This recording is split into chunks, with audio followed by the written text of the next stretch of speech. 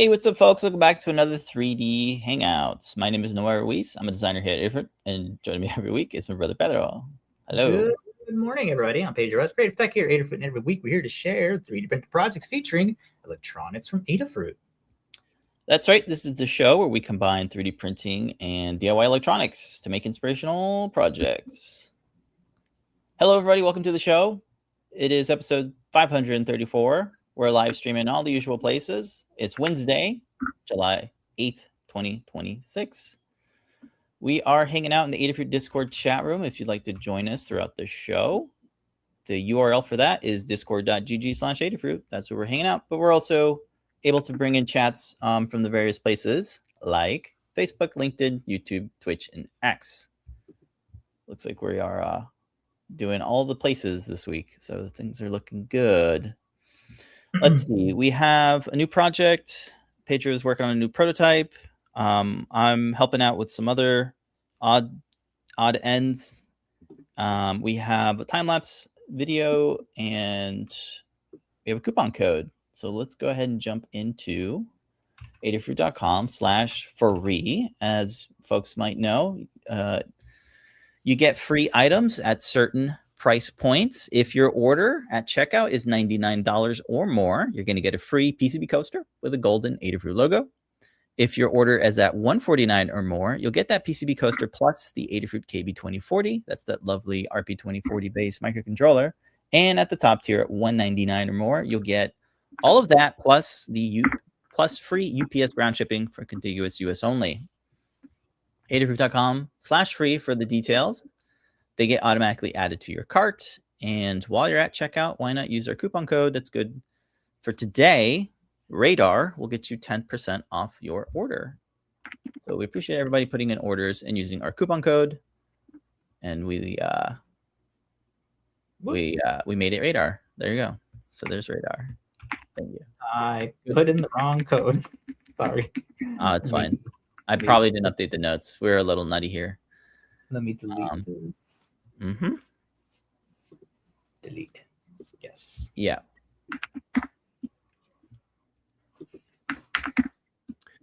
Okay, well, Pedro goes through that. I forgot to update the note. We have a notes document, and that's what we use. And I forgot to update it because there's 5 different things flying up in the air at the moment. Just fine. Literally. Yes. All right. Let's just get right into the show. We know folks are out because it's summertime, and folks tend to get like a dip in interactions with people. So if you are watching, thank you for watching. And if you do have a comment, drop them in anywhere. We'll take a look at it. But for now, I wanted to take a look at the project that I've been working on. It's, of course, a collaboration project with Liz Clark. It's the I have all the stuff on my table. But this is going to hopefully be released at some point. We have the Learn Guide all ready and just needs to be reviewed by our review team. So this is a CircuitPython based project. It's running off of a Feather RP2350. That's that lovely RP2350 chip. And this is a 3.5-inch TFT FeatherWing, which has some really nice built-in things like STEMMA QT, power switch, and a built-in micro SD card, but also, of course, the headers, the hot socket headers that allow you to connect various Feathers and Feather compatible boards to it. And for audio out, we are using the PCM 5102, which is a lovely I2S DAC that does a line level out. So that's why we have the headphone here. So the idea here is that we are inspired by a chiptune player that was an ESP32 based project. And Liz did the code, and she was able to convert the library that does AY893. It's like this retro sound generator that was used in retro arcade cabinets. So the idea is there are these kind of like MIDI files, but they're called video game music files. They come in 2 different file formats, VGM and VGZ. And what this does is it can take those files, put them in a list here using Display.io and CircuitPython, and you can play them back using Synth.io. So Synth.io lets you do various audio wave tables, I would call them. And they're really cool. So why don't I so the thing with this is it has line level out. So there's no built-in speaker because we want to keep the parts relatively low. Of course, you could add that if you want, but we wanted to make it so it's just 3 components, right? You have the feather, the feather wing, which is the display, which has the touch screen, and it has the built-in micro SD card. So your files are on the micro SD card, and you can use a pair of headphones or a self-powered speaker like this IKEA one that we have. This really nice IKEA little speaker that just allows you to do simple audio line out. Let me turn it on. And then you plug it in. That was nice. So this is, let me turn down a bit so I can talk over it. So the interface is pretty similar to what you would see in many audio players.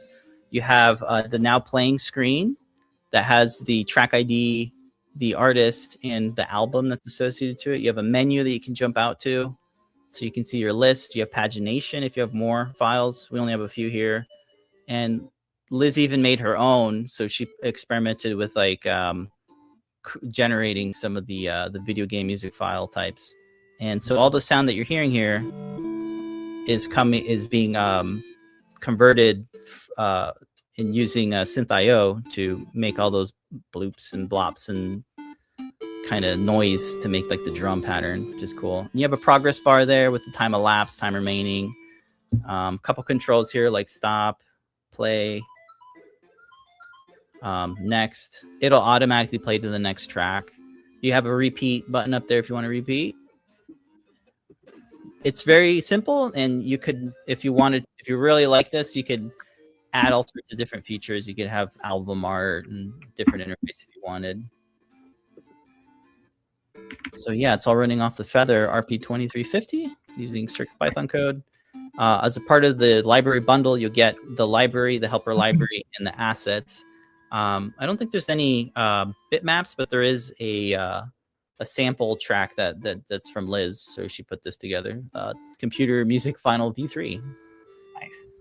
So I don't know if you can hear that, but it sounds very, very much like how chiptune music sounds like. Yeah, it sounds like Wizards and Warriors. It does, right? Yeah. Or when you're inside the tree. Mm-hmm. Yeah, so I'm going to pause that. And that's basically the project. I designed the case. It's a couple different parts, a couple of screws. It snap fits together with these side panels. I really was inspired by like the actual arcade cabinet itself, which is why I went with this shape. It's it's fairly large, but it should fit on like an A1 mini bamboo printer. So it's under 150, I believe, millimeters. No support materials required. Yeah, I'm just using regular PLA filament. Some little extra things that I thought was fun is the USB port is a little panel mounted extension, which just is really easy to panel mount into 3D printed parts. It's a great way to get your USB port that's like embedded inside something out somewhere else.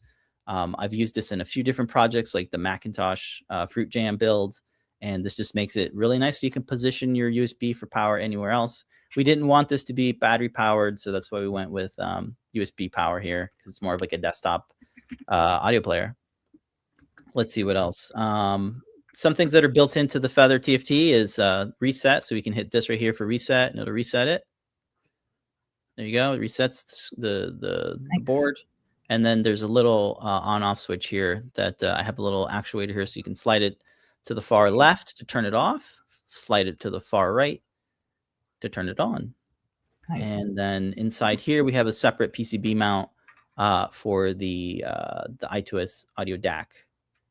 And I just have it lined up here perfectly. So just plug that in, and there you go. I thought it was fun to have it here instead of, up here or something, because it just kind of feels like it just felt more natural to the build itself. Yeah. Again, we wanted to keep it simple. That's why we didn't like add batteries and extra speakers and another amplifier. We just wanted to keep it simple. And yeah, that was this was a kind of a project idea from Lamore herself. She's like, hey, I saw this thing on GitHub. It'd be cool to do it in CircuitPython with a 3D printed case and all that. So that's what we did. And hopefully the Learn Guide gets published this week. And yeah, we can maybe go over the guide once it's live. So that's what I got going on there. I'll leave it to you, and then I'll jump into this, what I got going on here with these PCBs. Okay, cool. Kind of balance it back and forth. Yeah. Yeah. We'll jump into what are we prototyping and jump over to my screen. I am in full screen. You cannot Let me see do it for you. There you go. I have it All right, right. so another cool project inspiration. This was Carter and Brent, I think, who suggested it on our Slack. There's been a couple of these showing up on our either TikTok or Instagram feeds. So once you watch one, of course, you're going to get bombarded with a bunch of them. This is a flight tracker, and everybody's using the round displays, like the wave share boards. And then because of the Minecraft project, I was looking at lenses and things to use. So I got a bunch of photog feed algorithms added to mine. And one of them that came up was a really cool way to, or this one, like a couple of accounts who were doing all these crazy calculations on flight tracking and then the moon phases so they could try to align when a plane goes over the moon. That got me thinking, oh, wow, what if we just combine those together so we can get calculations for when a flight is going to fly over the moon in your location. And then Lamar was showing us some cool projects she worked on with Fable 5, and I fed that into it, and it came up with this really cool working prototype for calculating where the moon is based on your location, and then adding what flights are in your area. So these are real flights that are going over a moon right now. You can see it updating here. So if we go through our menu here, you can see we have a list of all of the flights that are listed here.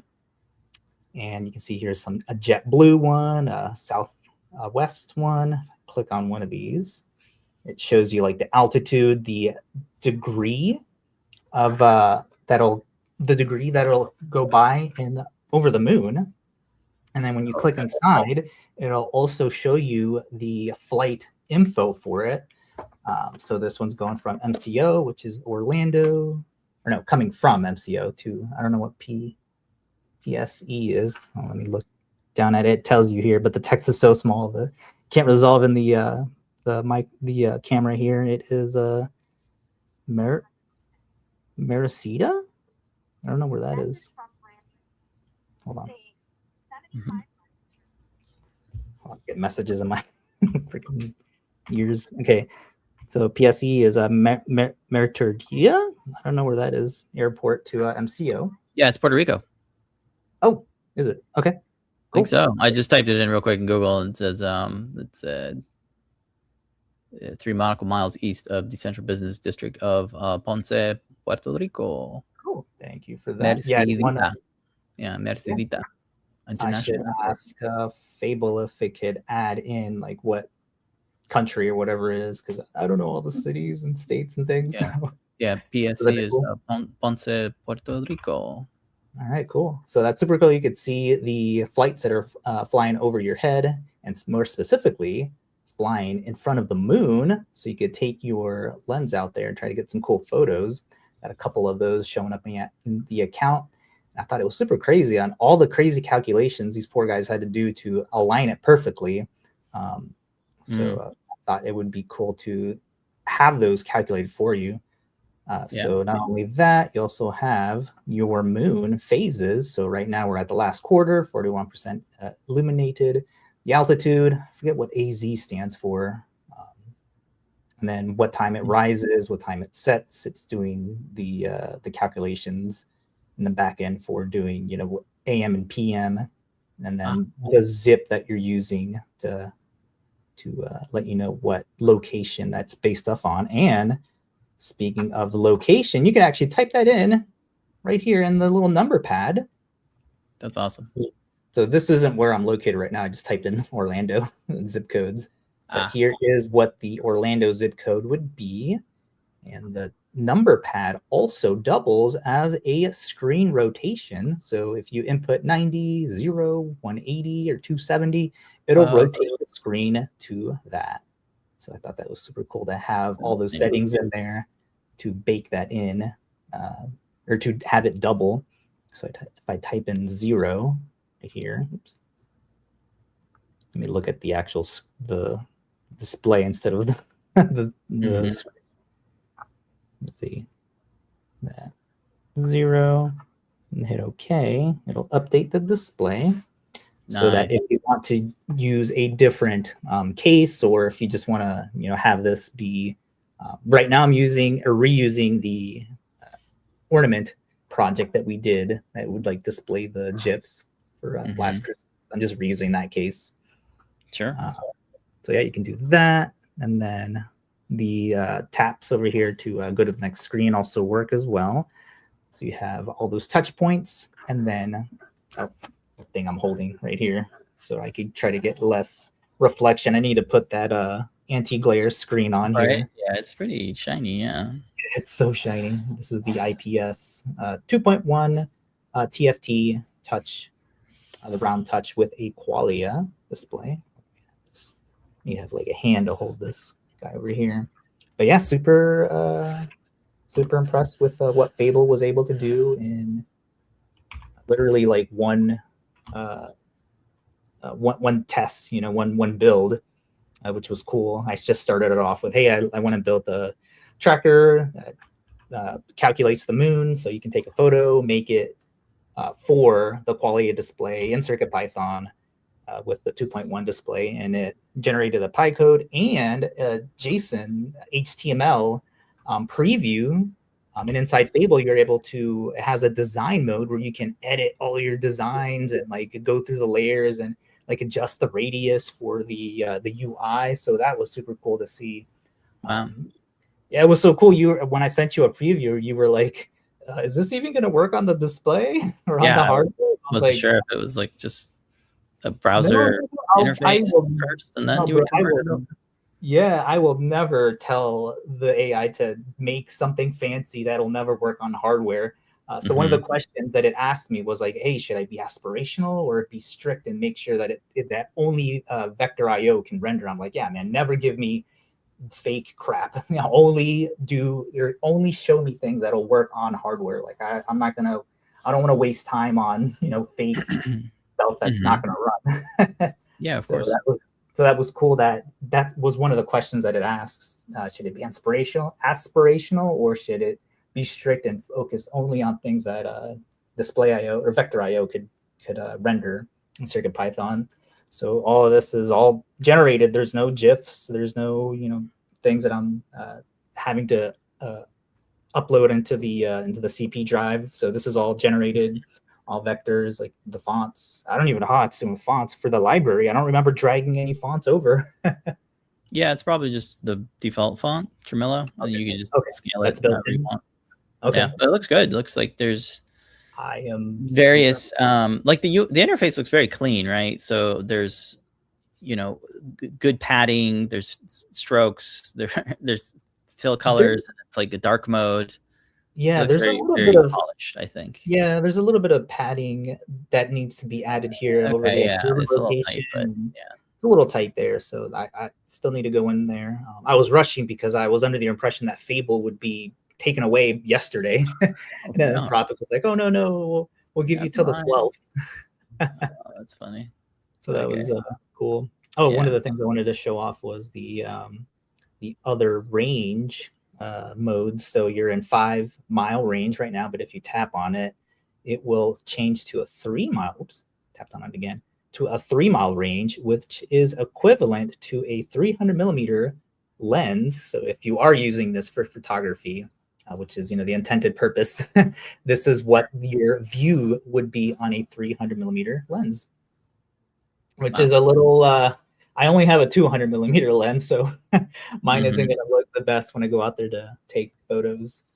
Yeah, so this is like a whole subgenre of photography, aerial photography, where you line up an airplane flying right in front of the moon, and you get this whimsical looking photo where the photo you sent me, it just looked like there's like a beautiful plume coming out of, a little trail coming out of the airplane. It's like perfectly aligned.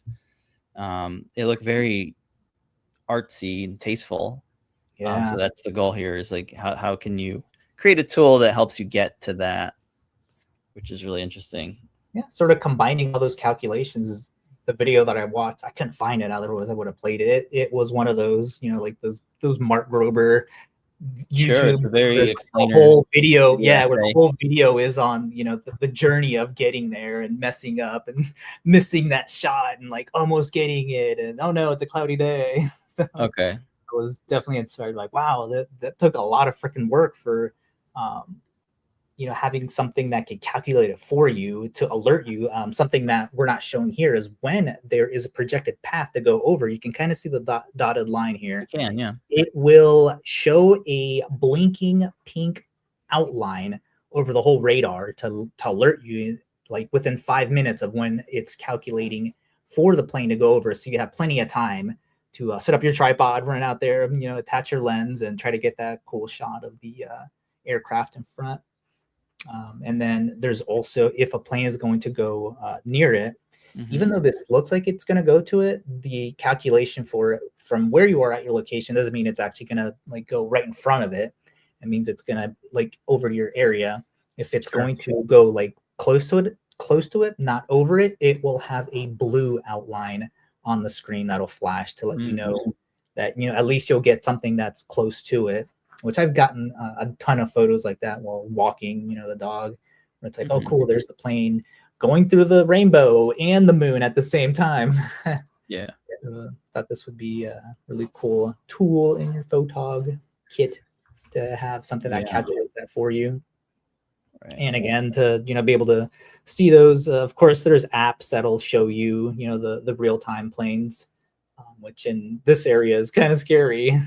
When I type in the info for it, it looks like a freaking bomb flying over your head because it's like government, no route. You know, it's all like the info for it. There's like no location, and you look at the photo of what the craft is. It's like, this looks like a freaking a bomb with wings flying over them. Jeez.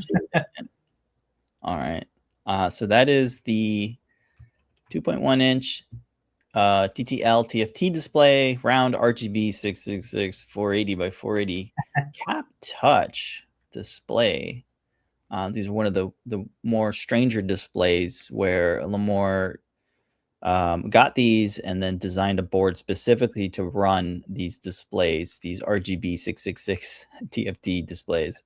So this is the Qualia board, of course. It's the ESP32-S3 base board. We've done a few projects with it. It's not quite all the way round, but it's round enough to like make an enclosure that's roundish. Yeah, it's round enough not to have those corners to take up that room that you're not going to use. That I was searching all over that. I only had one, so I'm going to need to go order some more for the product shots, so I don't have to completely disassemble this thing. But it's super easy. If we have time, I'll jump back in. It's just a snap fit case. I'm just going to follow that. Yeah, you can see what the back is. Now you can see there, Liz used it on the Qualia Compass.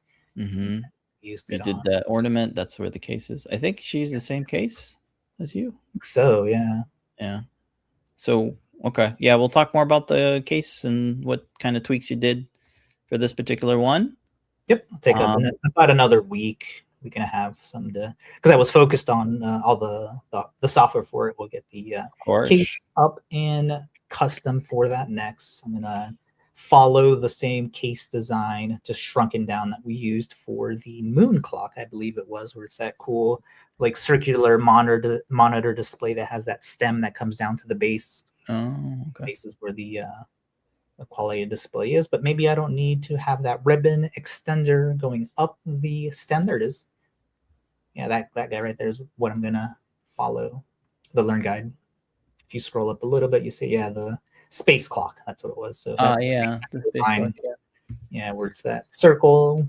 Yeah, this one, this was fun. Yeah. Terrible filament. Don't use that filament. No. Yeah, I mean, the color is pretty. Maybe it's better formula, but I remember having pains with this filament, this rainbow, this weird. It's that matte, like a tricolor filament, something. Yeah. Oh wow! Looking at this photo that Jim Hendrickson says the managed to catch one of these 10 years. Yeah, it's super cool though. Yeah, really cool photography. Yeah, that's fantastic. Thanks, Jem, for sharing that. That's the goal here, is to get these shots. So great shot. Cool. Yeah, so I was just showing off. The screen is in stock, and of course the Qualia board is also in stock. So if you do want to pick one up and do some fun DIY project with round displays and an ESP32 dev board, you get 10% off with our coupon code RADAR. What a great tie-in! Yeah, a lot of bells and whistles here on the board. Built-in buttons, USB-C for code and power, CircuitPython support, Arduino support. It has a STEM QT if you want to add breakouts and display some data on the crazy looking displays. I like how the mounts are within the display, so you don't have those tabs to sort of waste space around. They're within the PCB. Yeah. I was a fan of using it as well. What you were talking about, the space clock, I was able to kind of embed it on the bottom of the base and then use that extender for this, which is really nice. And it's one of the bigger displays, which are they can get kind of slow because there's a lot of pixels happening there for CircuitPython anyway. It's kind of a challenge. Yeah, but yeah, cool. Great to see another Qualia project. Yes, really cool use of it. A nice little twist on a bunch of the airplane trackers that are coming out. Yeah, for sure. Yeah, cool little addition. Nice differentiator for it. Yeah. All right. Let me switch back over to my screen and we'll talk about these boards. So this is another kind of collab project. So Liz has been working on a replacement board for this Alpstuga IKEA air quality sensor. So I'm not going to power it on right now, but I can show you what it looks like. If I bring up my screen here, I can bring up what it does. So over here on the IKEA website, you can see what it does. It gives you the time. It gives you CO2.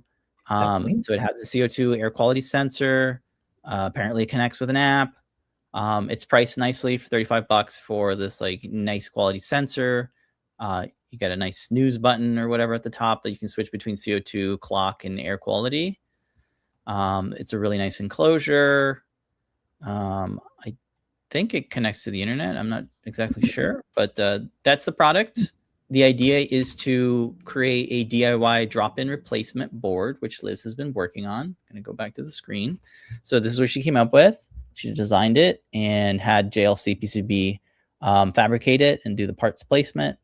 It's been a very interesting project to tackle because there's a ton of mounting points to reverse engineer to make it fit within the actual enclosure. So the way it works is the PCB is up front. You have a matrix of little tiny little LEDs, and those LEDs get masked into this this top cover here that has a little snap fit tabs. So the front here, you can kind of see what happens. There's these little dots here, so it looks very kind of retro with these little segments. So the point of this part is that it isolates the LEDs and makes it so that you can display digits. And then over here, you have some built-in things like it's actually this way around. So if you were looking at this way, it would say CO2, PM 2.5, a little moisture level and a temperature. So it does temperature and moisture as well. And then there's PM and AM. And there's another, I think, dot here. The board has, I think, some sort of light sensor up here. And you have these right angled buttons that allows you to use these guys here. So it's kind of like I'm not sure what the buttons do, but it looks like there's settings, some sort of time, power, and a plus sign. I don't know what that does. But my goal in helping this out is there's actually sorry, I keep jumping around here, but here's this is really what you're buying here is this PM25 air quality sensor. So it connects via this ribbon cable here, JST cable, whatever cable it is here. And it has like it has this interesting three-dimensional PCB that's soldered into the PCB for power. Three dimensions? Like the pads are on the side? Yeah, you see how it is? Like there's one PCB and then there's another PCB that kind of I see. shoots off. Wow. So it's kind of like a 3D PCB, right? Huh. So instead of that, Liz just did a right angled one here, and then we'll just use an extension cable. But the idea is to get as far as possible as we can get as a drop-in replacement. So the idea is you would disconnect this and you would plug it into the connector here. And this is with the LED driver. This is the ESP32. I think it's an S2. It's an S3 Mini 1. It says right on there. I don't know what this is using. I don't think it's using a Wi-Fi board. You can see the chip there. So it's a lot of like reverse engineering and stuff. And although she was able to get really, really far, she asked me if I could recreate this piece so that we can get a better idea of how to reposition some of the LEDs sheared off when putting this over it. And it's got a very specific thing. You can see like there's this little slot here. That's for this little bit here to kind of come into. And I think that allows the light sensor to I guess do something interactive. Separate. Yeah.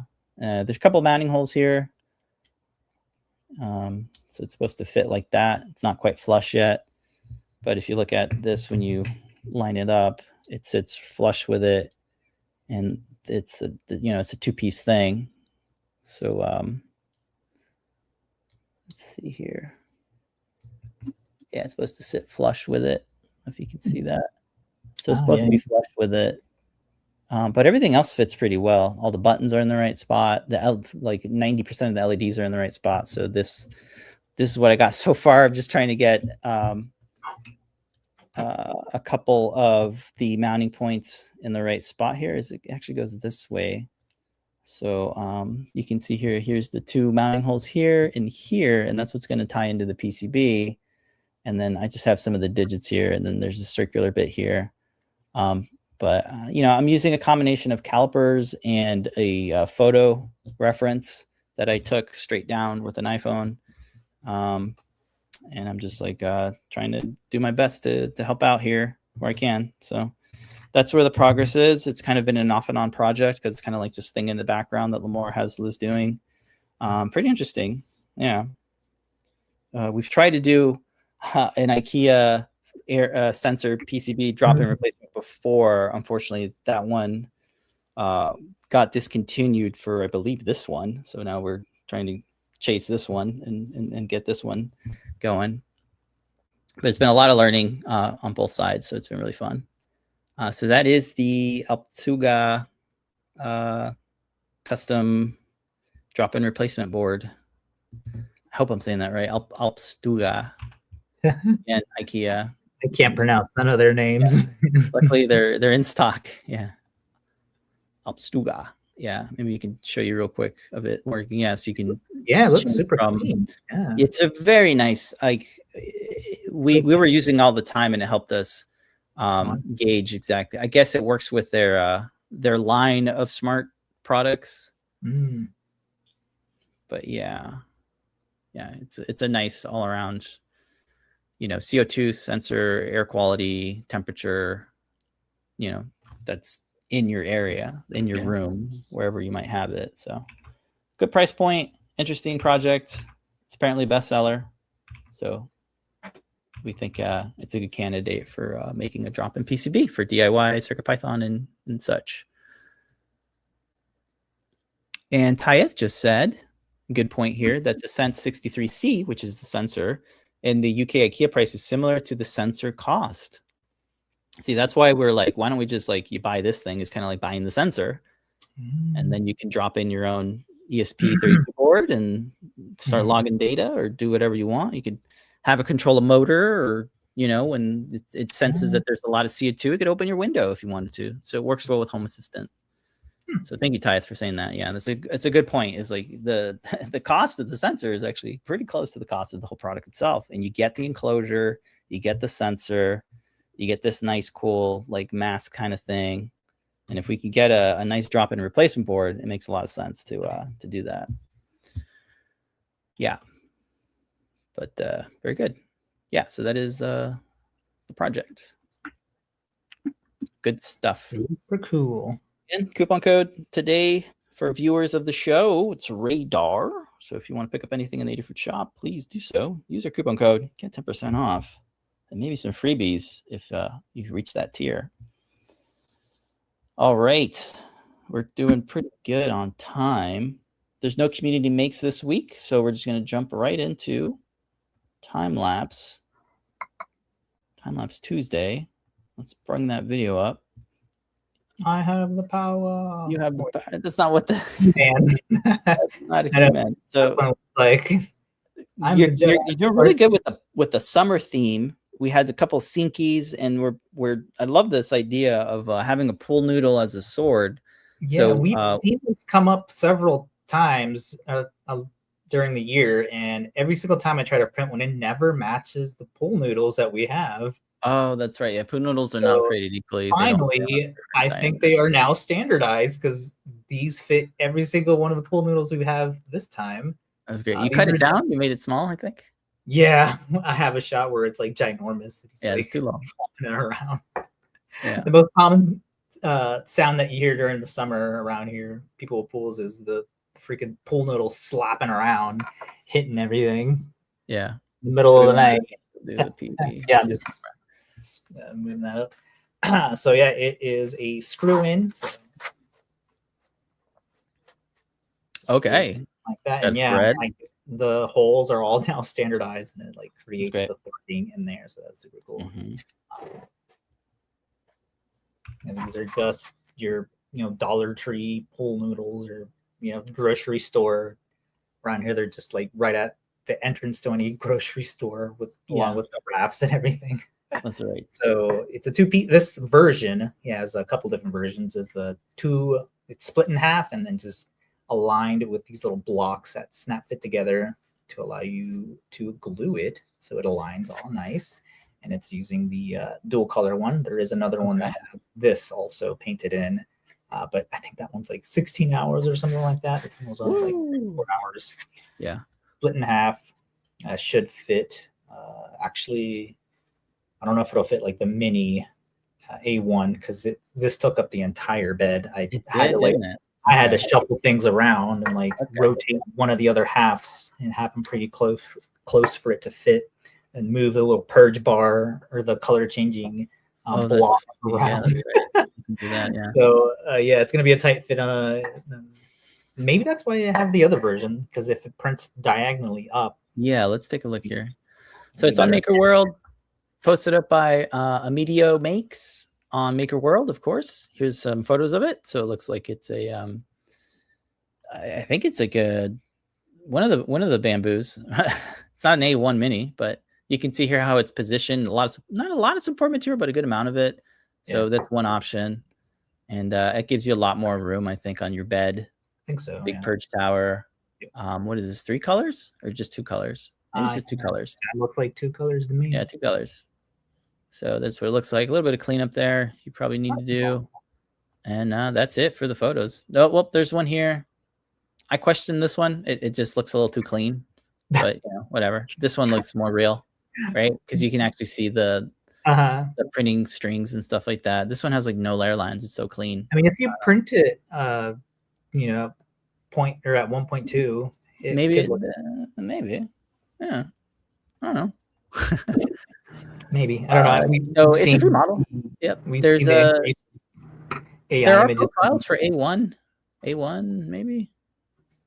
Here's another one. I don't. If I click on it, it'll like go to somewhere else. But I don't know if you can see that. But there's 2 color, no support, split, quick print, glue together. That's the one you did? Yeah. Whatever. It's gonna take forever to load. It's set up for Pet G, but I didn't have this shiny, sheened, glittery blue and. Yeah. Yeah. The kids are good ratings from people. Yeah, it's probably not how it printed. Maybe it's not good. No, I don't know. I don't think so. It's like sometimes people just put it up on their bed to like show it. For a hero shot. Looks like either the P1P or the X1. And here's another version of it. Ooh. That's definitely Pet G. You can see the shininess of the Pet G. It's so slippery and shiny. Yeah, look, people are actually coloring the handle as well, which is cool. Nice. And so if you're into Zelda, which a lot of the kids are, here's one on the A1 Mini printing Oh, there you go. See? That angle in an orange color. And here he goes, like matching the pool noodle. Yeah, pool noodle projects are really fun. They're so abundant here. You remember walking down on a Monday after people's vacation, they're in the garbage. They're on the curb. Just for something they used for like wraps. 2 days. Yeah, because like, how are you going to bring that back if you're flying on an airplane? You can't bring that stuff back. So you see that, but yeah, great reviews. Very fun idea. Thanks to again, I makes. always see these come up every summer. I always want to print one, but again, like it never matches. The pool noodle, now they are, I guess they're standardized now, which is that's great. So ironic. It matches what the standardization of printing the printers and settings. Yeah, the slicing software is. Good size. It's not too big. It's not too small. Oh, it's perfect. It actually fits your hand pretty good. Yeah. Of course, the little kid's hand too. Yeah, to a little kid, it looks nice. Yeah. It's great. I would have brought the other one in, but it was like full of water, dripping. Oh, so you did have it too, right? Oh yeah, they were already battling and they didn't break it, so that's good. Yeah, exactly. I would have expected this. What is this called? It's part of the sword. The crossguard, I think. Crossguard, yeah, the crossguard to break first. Right. Yeah, because it's kind of like the winged thing. Mm-hmm. But because you printed it flat, you're actually pretty strong there. I think because if you printed it on the Z, it would be a little bit. Yeah, you're right. Weak. You'd have more weak points, but since it's along the grain and it's just stacking, it's gonna bend before it cracks, I think. Yeah. And I need to start getting some PLA Pro from Polymaker because some of the Polyterra stuff is kind of weak. What's the Polyterra? Like this, for example, is like Polyterra. It's very susceptible to cracking and splitting. Okay. So yeah, I went through and just prototypes, but if you want something that to hold some weight, you might want to get some PLA Pro. Last track, I gathered up all the spools, like the mat and the stuff that breaks. Right, and you're like, I need to get rid of these. It's taking up space. It's taking up time. Getting tricked. Like I forget that it was crappy filament. Yeah. These days, all I get is Polymaker. That's all I get. They're local. They're in States. They have great selection of colors. We were chatting before the show with Target and Michaels. Yeah. Pretty soon at Marshalls and Ross. All the $8 filaments now. Yeah, A1 minis at Target coming soon. Or they're already there. I mean, there's a markup, but like, come on, you're not paying for the Amazon shipping. It's right there. True. Yeah. So crazy. Yeah.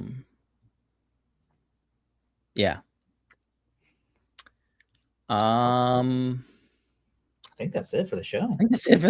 Yeah. Do we have any questions or anything? I'm just gonna. Everybody's relaxing. Go back to the top. Yeah, everybody's out enjoying their time off, which is great. Cool. All right.